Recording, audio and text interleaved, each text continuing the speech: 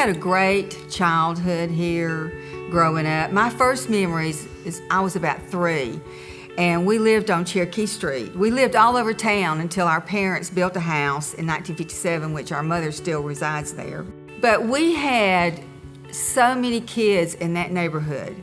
We had the Blassingames, the Chandlers, the Smiths, the Beardens, the Barons, the Corbins, the Barons, the Corbins, Jacobs. We were outside all day. We would have what you call tacky parties. And we would dress up as tacky as we could, and we would march in a line all over the neighborhood.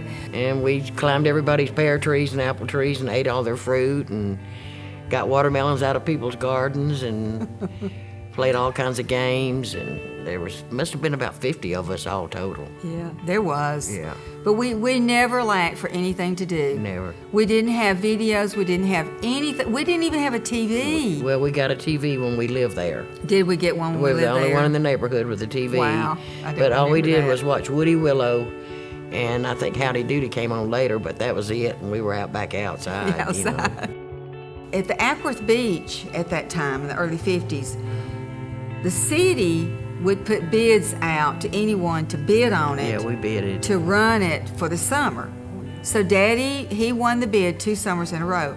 Well, there we were, 2 summers in a row. We had jobs there as well. What was your job? What wasn't my job? Selling cotton candy. Stuck me in a shed thing down on the beach selling snow cones. Snow cones. Out on the porch, the screened-in porch, selling ice cream cones. Gwen, my older sister, she got the cushy job. She got to run the basket room. And we were always in the concession stand frying up hamburgers or doing drinks. And sometimes Gwen had to work in there too. Yes, she did. Our father was a practical joker. He would rather play a joke on somebody than eat dinner. Yes. And it was just something constant all the time. Mm-hmm. He'd put electric think on the drink box.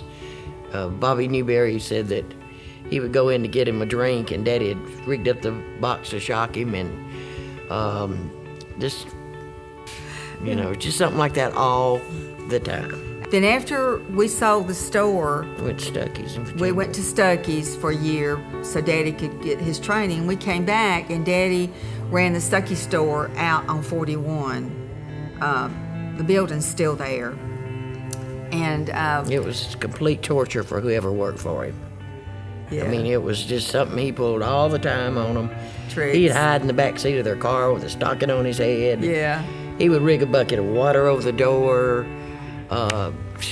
He'd put something slimy in the floor, just anything to get a laugh. We thought growing up like that was normal. We thought all families were that way. But we found out when we grew up, that's not really normal.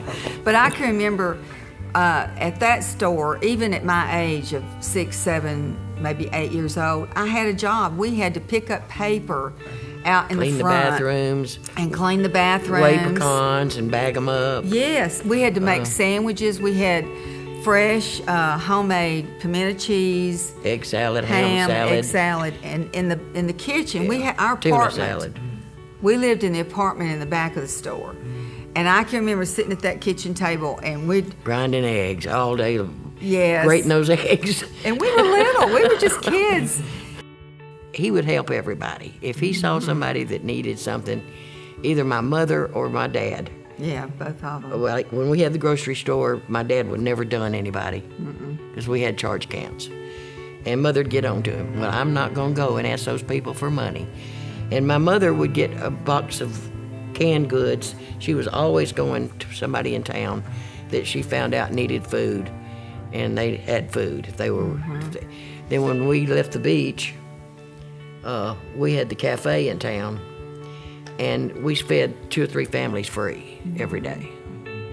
Every day. Yeah. Then he got a job at Pine Tree Country Club, and that's where he got killed. Yeah. He was a greenskeeper, and he was promoted to assistant pro. And they were building us a house out there and everything. And he was checking the greens one night, and that Jeep he was driving, No brakes, nothing. No lights, no brakes. He had a telephone pole over there by the maintenance building and hit his head. And, but now, if that had happened today, he'd been fine. Yeah. You know, they just don't have the medical. He was such an awesome baseball player. He was really the first baseball hero in this area. And the old timers like us, they still talk about it. Still. How he would hit that baseball and it would bounce over those mill houses and they couldn't even find it. Cross 293. He was also an excellent golfer. The Crackers, Daddy Casey had a contract in his hand, and they were going to sign him up, but my grandfather didn't want him to go do it. And then Pearl Harbor hit. Well, it was the Braves, which became the Braves later. The But it was the Crackers. Atlanta Crackers then. And I can remember we'd play up under the bleachers because Daddy, we were there every weekend for games. They'd play nearby teams like Emerson and what's that little town? Kingston. Baseball. And our twin great uncles played for Kingston. And my granddaddy was an umpire for Ackworth, and Daddy was the catcher. And so when Kingston came to play ball, it was all out, buddy. It was. Beat all the Caseys, you know, Yes, before Caseys playing out there on the field. That was a serious game, wasn't it? Yeah. We had lots of fun growing up.